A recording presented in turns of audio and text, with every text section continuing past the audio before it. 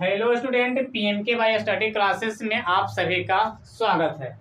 इस क्लास में हम लेकर आए हैं क्लास 10th के विद्यार्थी के लिए हिस्ट्री का एक मोस्ट इम्पोर्टेंट प्रश्न, जो कि है एक क्वेश्चन है, एक प्रश्न है जो कि एग्जाम में पूछा गया है। ये प्रश्न आप लोग के बिहार बोर्ड मैट्रिक एग्जाम 2020 में एक प्रश्न पूछा गया है, 2020 में पूछा गया है और ये 5 नंबर का प्रश्न है। प्रश्न यहाँ पे कह रहा है कि इटली के एकीकरण में मेजनी, काउर और इसको पूरा नाम है काउंट काउर और गैरिवाल्डी के योगदान को बताए। यानी कि गैरिवाल्डी को योगदान लिखना है, तीनों के बारे में लिखना है। व्हाट पहला क्या लिखिएगा इसमें, देखिए मेजनी का योगदान लिखना है, काउर का योगदान लिखना है और गैरिवाल्डी के योगदान लिखना है। इन तीनों को बारी बारी से नंबरिंग देकर योगदान लिखना है। तो सबसे पहले इसको लिखने से पहले आप लोग प्रश्नों का उत्तर दीजिएगा, प्रश्न उत्तर दीजिएगा। तो उत्तर में लिखिएगा कि इटली के एकीकरण में मेजनी, काउर और गैरिवाल्डी के योगदान को निम्न बिंदुओं के जरिए बताया जा सकता है। यानी कि जो नीचे हम बताए गए हैं, तो ये हम निम्नलिखित बिंदुओं को इस सभी को बारे में हम क्या कर सकते हैं, बता सकते हैं। तो सबसे पहला है मेजनी। तो सबसे पहला हम लिखे हैं कि इटली के एकीकरण में मेजनी का योगदान। तो इटली के एकीकरण में मेजनी का योगदान क्या था समझिएगा। यानी कि ये जो इटली का एकीकरण करने के समय में इस व्यक्ति का कितना योगदान था, यानी कि मेजनी थे, इसका कितना योगदान था। तो ध्यान से देखिएगा, लिखिएगा, डैश देगा। इटली के एकीकरण में मेजनी का काफी महत्वपूर्ण योगदान था, काफी महत्वपूर्ण योगदान था। आगे है, मेजनी ने इटली के एकीकरण की वैधिक पृष्ठभूमि निर्मित की थी। उसने कार्बोनरी, यंग इटली और यंग यूरोप जैसी क्रांतिकारी संस्थाओं को स्थापित कर इतावली भाषी लोगों को एकीकरण हेतु वैधिक रूप से तैयार किया। बस फुल स्टॉप, तैयार किया। अब यहाँ तक समझिएगा।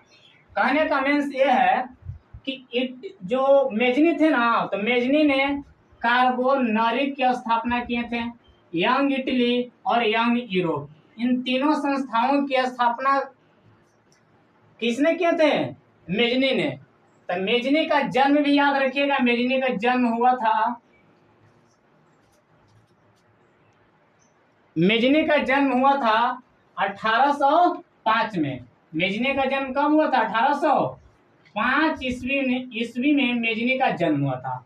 तो मेजनी ने इन तीनों क्रांतिकारी संस्था को स्थापना किया था, कार्बोनरी, यंग इटली और यूरोप जैसी क्रांतिकारी संस्थाओं को स्थापित कर इतावली भाषी, हम पीछे भी बता चुके थे कि इतावली एक प्रकार के क्या भाषी लोग रहते थे। यानी कि इतावली भाषी लोग को एकीकरण हेतु वैधिक रूप से तैयार किया गया। इसी कारण के बाद में चलकर इटली का एकीकरण क्या हुआ, संभव हो पाया। यानी कि ये सब कारण लिखा हुआ, यही कारण, इस सब कारण के चलते इटली का क्या हुआ, एकीकरण संभव हो गया। तो ये इतना मेजनी का योगदान था। और इटली के एकीकरण में काउंट काबूर का भी काफी योगदान था, काफी योगदान था। तो इसका भी लिखिएगा। तो दूसरा पॉइंट है इटली के एकीकरण में काउर का योगदान। तो काउर का योगदान लिखिएगा, डैश देकर पहला इसमें लिखिएगा। दूसरा है इटली के एकीकरण में काउर का भी काफी योगदान था, काफी योगदान था। काउर ने, यानी कि इसका पूरा नाम काउंट काउर है, पूरा नाम क्या है, काउंट काउर। तो काउर ने ऑस्ट्रिया को पराजित कर लोम्बार्डी पर अधिकार कर लिया। पराजित माने क्या होता है, हरा देना। यानी कि क्षेत्र से क्या हुआ था, हारना होता है। क्या होता है पराजित माने, हारना, यानी कि हार होती है, हारना। तो पराजित कर दिया था, पराजित कर लोम्बार्डी पर अधिकार कर लिया। साथ ही अनेक राज्यों को जनमत द्वारा सार्डिनिया पीडमाउंट को मिला दिया, पिंडमाउंट में, सॉरी एक्सक्यूज मी, पिंडमाउंट में मिला दिया। ये दूसरा हो गया। और एक और क्या पूछा, गैरिबाल्डी के योगदान, यहाँ पे लिखेगा इटली के एकीकरण में गैरिबाल्डी का योगदान। तो गैरिबाल्डी का योगदान क्या था, पेशे से नाविक गैरिबाल्डी की इटली के एकीकरण में महत्वपूर्ण भूमिका निभाई थी।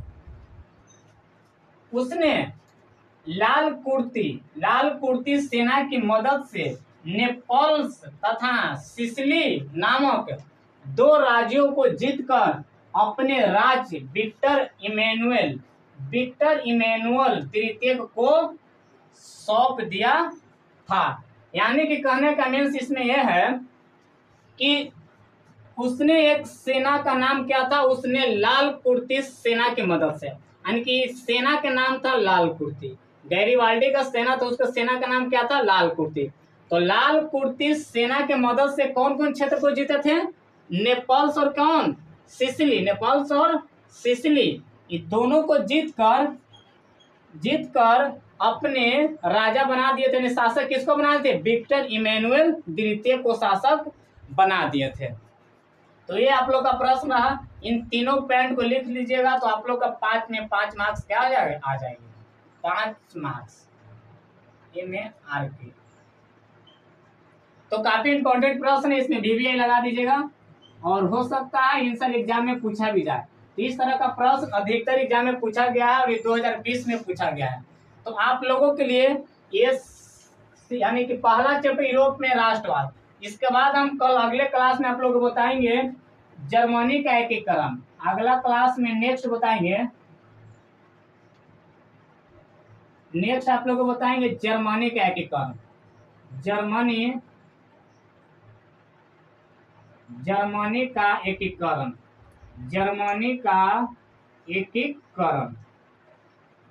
और ये लास्ट पॉइंट आप लोग का जर्मनी का एकीकरण, इसके बाद खत्म हो जाएगा। उसके बाद कुछ 7 से 8 प्रश्न रह गया, सब प्रश्न को आप लोग का वीडियो क्या कर देंगे, बनाकर अपलोड कर देंगे, आप लोग जाकर देख लीजिएगा। तो जर्मनी का एकीकरण कल क्लास में चलेगा। तो आप लोग इसी तरह से इसको आप लोग नोट कॉपी पर आप क्या करिए, ऐड कर लीजिए, ऐड करके इसको अच्छा से क्या करिएगा, लिख लीजिएगा। जहाँ पे डाउट होगा वहाँ पे आप कमेंट के जरिए मदद से पूछ सकते हैं। फिर मिलेंगे अगले वीडियो में। जय हिंद, जय भारत।